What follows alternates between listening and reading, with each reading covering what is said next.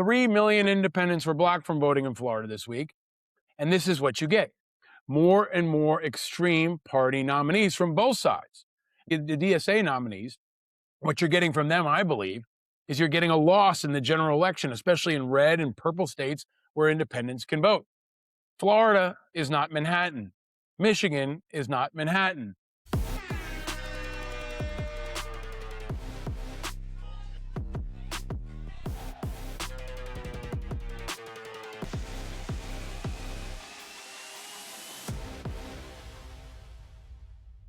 Welcome to Independent Americans. Welcome to episode 604. We are over 600 episodes now. I want to make sure we take a moment to recognize that, to celebrate that. I want to thank you for rolling with me and Chris for over 600 episodes. Whoo! It's felt like a decade, but it's been a wild and important and inspiring and controversial and uniting and divisive couple of years. And I am still your host, Paul Rieckhoff, and I'm grateful for all your support, your motivation, your dedication, you spreading the word, because we're going to keep bringing it into many hundreds more episodes. And I'm coming to you, of course, from New York City, USA. I am back home, and the weather here is really nice, like sunny and warm, but not too hot, not humid like yesterday. It feels like a nice day, which I'm sure the news out of Washington and our politics and national security will try to fuck up. But we're going to stay vigilant. We're going to get through it.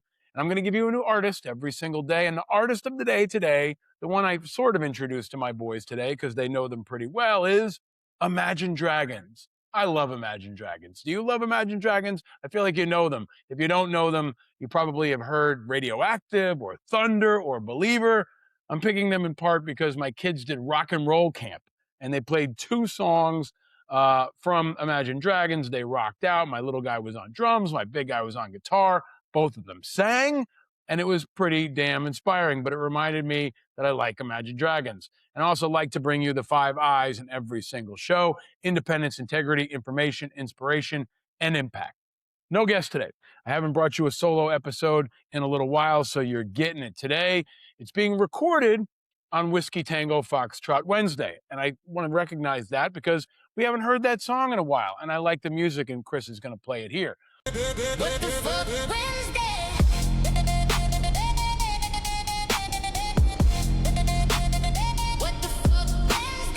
But you're hearing this on Thursday. And tomorrow, Friday, you will hear from the great Jesse the Body, the former governor, the independent Ventura.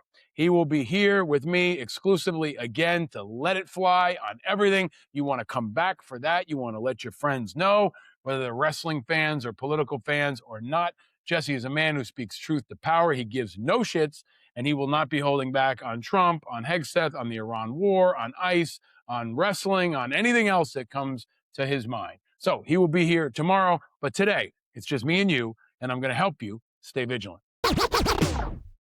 All right, let's talk about a top topic.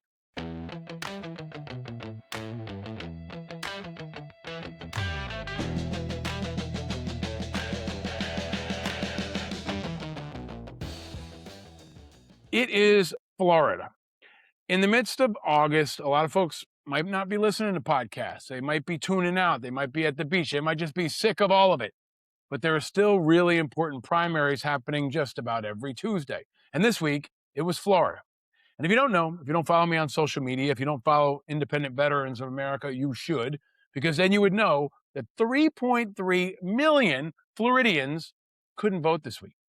Florida voted this week, but more Floridians were locked out of the primary this week than voted in the entire last one. 3,324,324 registered no-party Floridians or independents, 25% of the state, are barred from every contest on this week's ballot. So Florida's 2024 primary drew 3,029,269 ballots from all parties combined. So more people were shut out of the election this week than showed up for the entire last one. Now, they could not fix it this week either because, as I warned you, Florida's books closed on July 20th. There's a statute that says that a party change after that date doesn't count for the primary. So every independent that wanted to vote in this primary had to resign their independence, join a party that they probably don't approve of or support, and do it a month ago.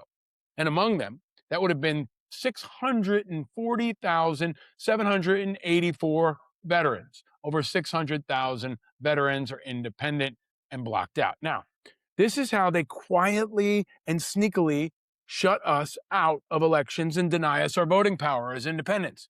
And here's the other part that the two parties didn't want you to notice. IVA, Independent Veterans of America, has endorsed two independent veterans in Florida, and neither of them were on this week's ballot. And that's actually an opportunity for our independent movement, because a candidate with no party affiliation never appears in a primary at all. So qualifying puts them straight onto the November ballot and the general election. Municipal races run on their own November calendar. So these two independent veterans I'm going to tell you about can skip this week's primary entirely. And every independent locked out of this week's election in Florida can still vote for these two independents in November. First up, Mike Klein, running for U.S. House in Florida's 3rd District, no party affiliation. Mike grew up in Florida. He's an infantry officer, West Point class of 1989. He deployed to Operation Desert Storm. He grew up in the district that he's now running to serve, Gainesville, Ocala, Lake City, and the other rural counties between them. And he's the only veteran in the race. In that district, there are 57,045 veterans and approximately 200,000 independents. If they support Mike, Mike will win. Let's talk about Lacey Villarreal. Lacey is running in West Melbourne for City Council. That's in Broward County. She is an independent in a nonpartisan race, 8 years active duty in the Air Force, 20 years in a military family. Lacey is running in the city she lives in. She's running on parks and green spaces, growth that fits the community, protecting the waterways, and a city that's ready for a hurricane before it comes instead of after it. Now, there are 3 seats on that ballot, 4, 5, and 6. So the top 3 vote getters will win.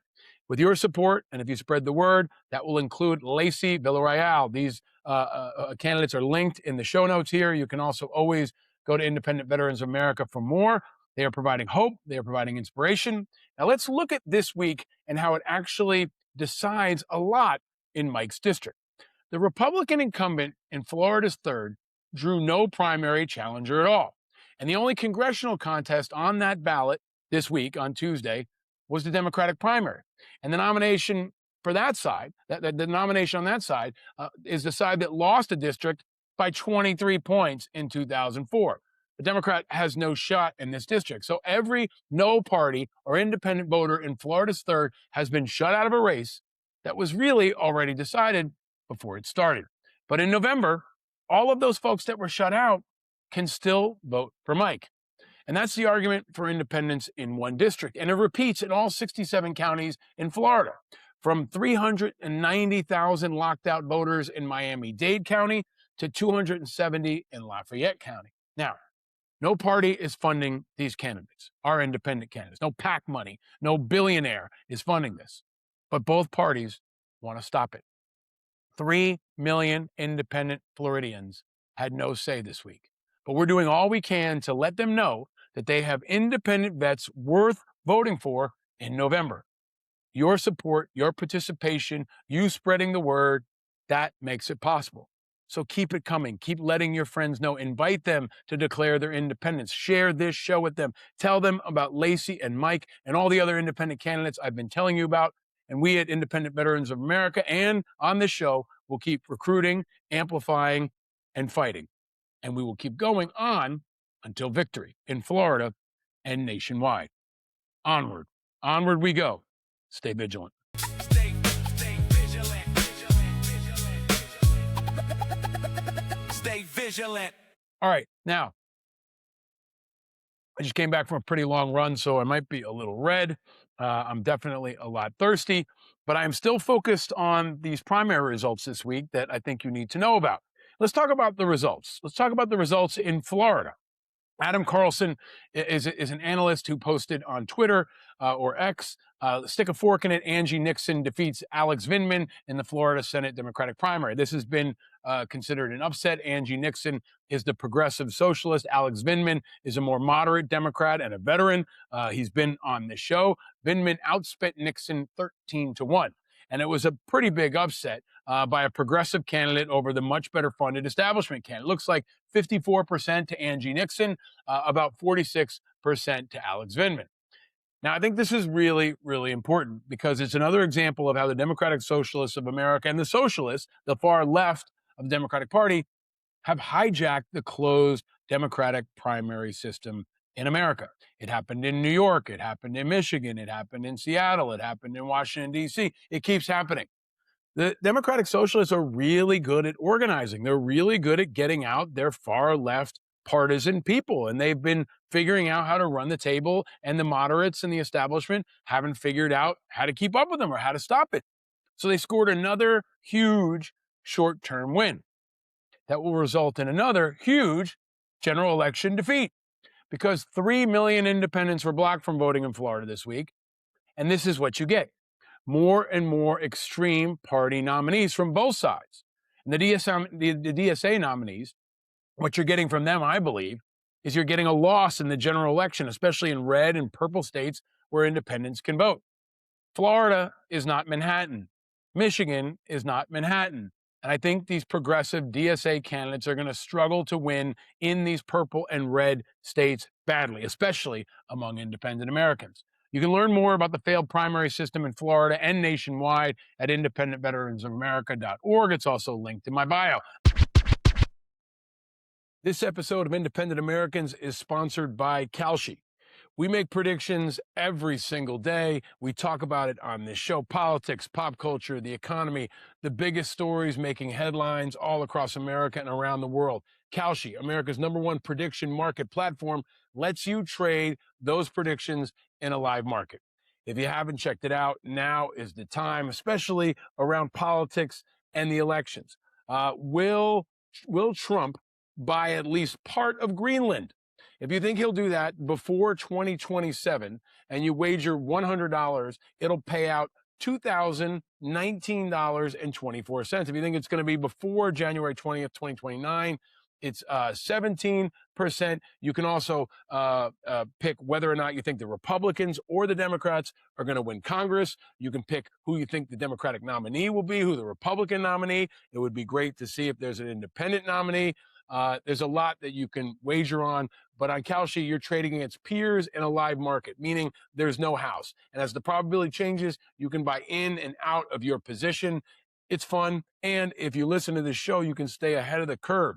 So download the Kalshi app and use the code INDEPENDENT and get up to $500 in bonus credits when you trade 25, which is pretty good. Kalshi, Kalshi, Kalshi, trade on anything. 18 and older, restrictions and eligibility requirements apply. Event contract trading involves risk and may not be suitable for all investors. Kalshi products are not available in all jurisdictions. Prices, values, and available markets may differ from those mentioned. For more information, see Kalshi.com/regulatory. Independent Americans, now is the time. Check out Kalshi. Let's keep talking about Florida for a second, because there's also some pretty big news around the governor's election. The Florida Democrats have nominated David Jolly for governor.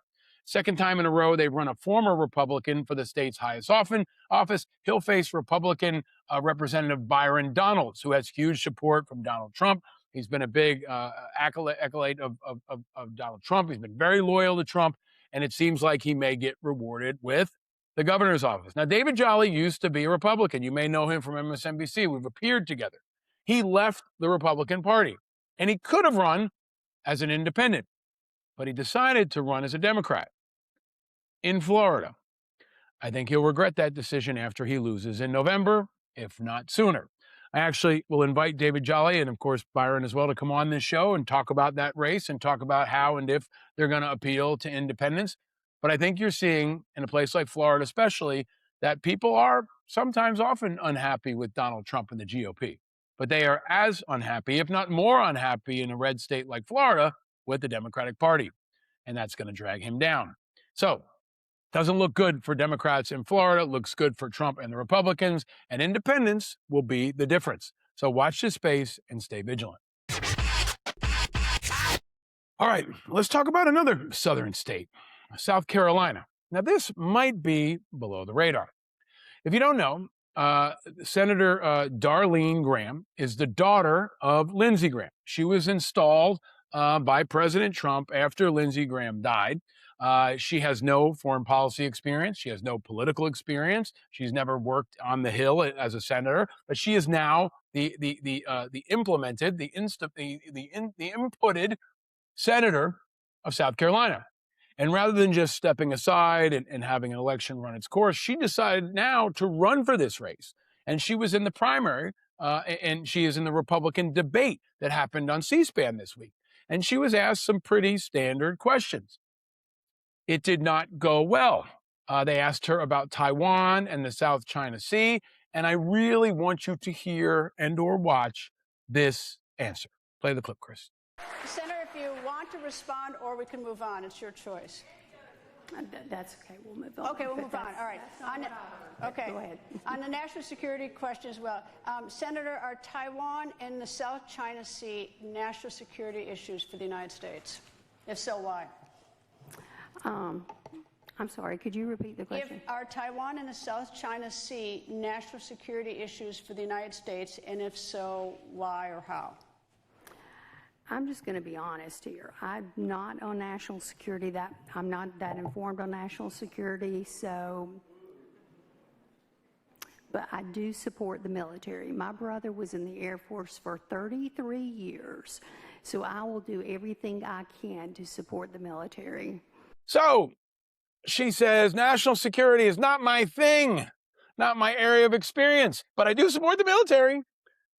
If national security is not your experience and not your thing, maybe you shouldn't run for the United States Senate and a chance to sit on the Armed Services Committee like your brother did. This is the biggest and best example I've ever seen on why nepotism shouldn't have any place in politics, especially in a time of war. And it reminds me about another thing. There is a huge lane in South Carolina, and I am calling Stephen Colbert. I mentioned it to him on the show. I have said it out loud on this show. I have put it out there on social media. There is still a lane for Stephen Colbert to run for Senate in his home state of South Carolina. And that lane is opening more and more by the day, especially if he runs as an independent. So I'm going to put it out there again, people. We need celebrity. We need money. We need spark. We need attention. And in South Carolina, we need Stephen Colbert. Draft Colbert and stay vigilant. All right, one other political thing I want to hit on. Patrick Ruffini is on X, is another analyst on the political space, and he posted something on his Substack and on his webpage I think is worth looking at. He says, a deep dive investigation into 3,000 Senate polls over the last 4 cycles reveals that they have overestimated Democrats in all 4 cycles. 73% of polls overstate the Democrat, and it's worse right now in the summer. I'll link to this in the show notes, but I think it's really important, and I think it's right. Never underestimate the Democrats' capacity to blow it. I say it on the show a lot. The Democrats will not save you, no matter how many times they tell you they're gonna. And they will not ever fail to overestimate their own potential, especially from the legion of consultants who stand to make money off of it. But hope is not a course of action. Ask Kamala Harris. Never underestimate how badly their brand is viewed nationwide. Yeah, Trump and the GOP are terribly unpopular too, but Democrats offer no real alternative to many Americans, and especially to independent Americans. So let's watch this space. Let's call bullshit on both sides. Let's elevate independence, because the stakes have really never been higher.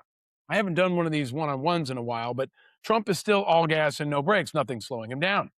There's still the prospect of the Insurrection Act and Trump attacking our elections. Where is Tulsi Gabbard? I'm going to put that out there again because we don't know. Trump's still waging war on the free press.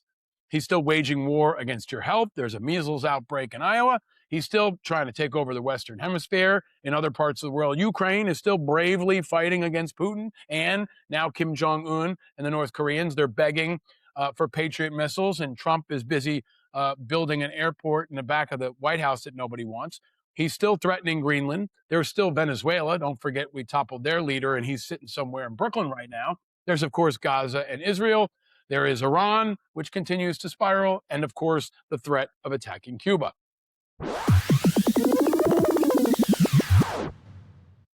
This is a time where we can't take August off. There will be no days off, especially when Trump's president. And we are reminded of how high the stakes are when we see what's happening on the USS Lincoln. I've spoken out about it. I've been on TV. I've talked about it a bit on this show, but I want to underscore. This is what you get. Fuck around and find out, America, when you make Pete Hegseth your Secretary of Defense. I'm not going to say Secretary of War. He's the acting Secretary of Culture War. But this is what happens when you get Pete Hegseth. This is what happens when you put Kennedy in charge of our health. You get a measles outbreak in Iowa where the Secretary of Defense is lobbying and openly campaigning for a partisan congressional candidate while people on the USS Lincoln apparently don't have enough food. Now, look, hardship is one thing. Mismanagement and poor leadership is another. Yes, being on a ship is hard. They know that when they sign up. What they don't know is that they're going to be stuck out there for 9 months, that their families are going to get jerked around, that they won't get adequate resupply because the Iranians blew up a supply base, and that the administration is not being candid about it, they're not being empathetic about it, and they're not taking action on it. I said it yesterday on Deadline. Pete Hegseth shouldn't be in Iowa campaigning for some Trump minion. He should have his ass on the Lincoln talking to every sailor, Marine, and other service member on that ship, letting them know that he is there, that he cares, and he's on it.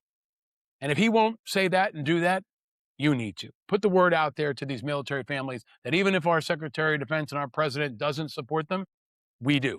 Because we have to learn to separate the war from the warriors. And remember, there are leaders who will emerge. Maybe one of the sailors on that ship will come home and run for Congress or run for local office. I hope as an independent. Because if you're looking for hope, if you're looking for inspiration, if you're looking for something good, our independent candidates and our independent leaders are something good. You heard it yesterday in my conversation with Danny Tarkenton, who's running in Spokane, Washington.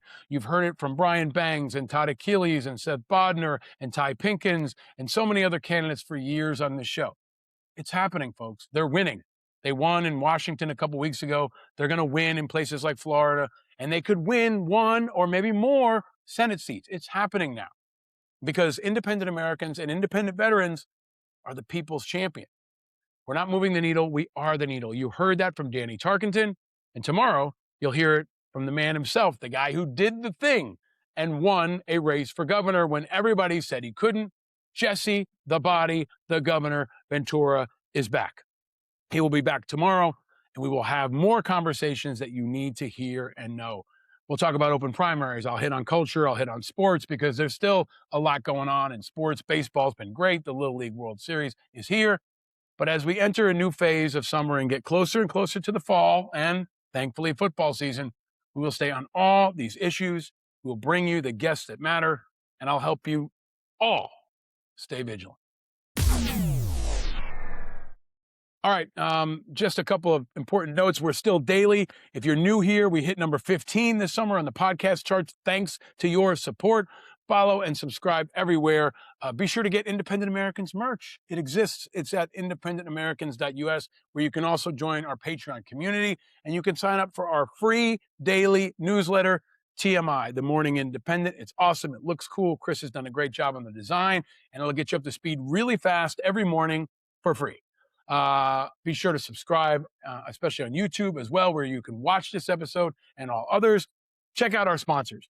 They make this show possible. We've got more of them joining. If you know a sponsor, send them our way. It helps us reach more people. It helps us produce more shows, helps us literally keep this light on up here. So thanks to Kalshi, to Cozy Earth, to Ethos, to Noble Mobile, and especially our friends at Independent Voter News, all linked in the bio. America's divided, especially this election year. But this summer and this fall, Independent Americans is going to bring it and we're going to bring people together, adding light to contrast to heat. If you're now among the 45% of Americans who are independent, those 3 million in Florida and beyond, this is your show. You know the deal. Our independent movement is hope for the future. I hope you felt that in this show and in every show we put out this summer, and especially in the 9/11 repeat episodes that we've been playing. I'll keep filling those in on days we need to take off, but I think they're a good reminder about country over party, people over politics, light over heat, challenging the status quo and fueling a new movement. And our movement is growing. It's growing fast this summer, folks. It's happening. And we're bringing hope as the oxygen of democracy. If you like this episode, share it far and wide. Give us all the stars. Do all the things. Invite others to declare their independence now. This is the time. 10,000 people are leaving the Democratic and Republican Party every single day. They're leaving cable news. They're leaving corporate news. They're looking for something different. And I got it. So stay vigilant, my friends, because eternal vigilance is the price of freedom. And it's a price we even got to pay in August. But no, you're not alone in your vigilance. We're all vigilant, and we're all in this together. I'm your host, Paul Rieckhoff. Thank you for tuning into Independent Americans. I will see you tomorrow with Jesse, the body, the governor, Ventura. He's coming. He will have no gloves on. He will go full-throated and all out. You do not want to miss it. It is always one of our most watched episodes. Every time he's on the show, it blows up on TikTok, on YouTube. Jesse will have something to say that you're going to want to hear. So get ready, because we ain't got time to bleed. Stay vigilant, America. Archipelago, he tells me the left and right are dreams for those without a clue. And when you wake, it's time to grow. And it's not cool to believe in school, but if I can say one thing, I've seen the children of the revolution and the good trouble they can bring. He says the red and blue are dead and independent is an attitude.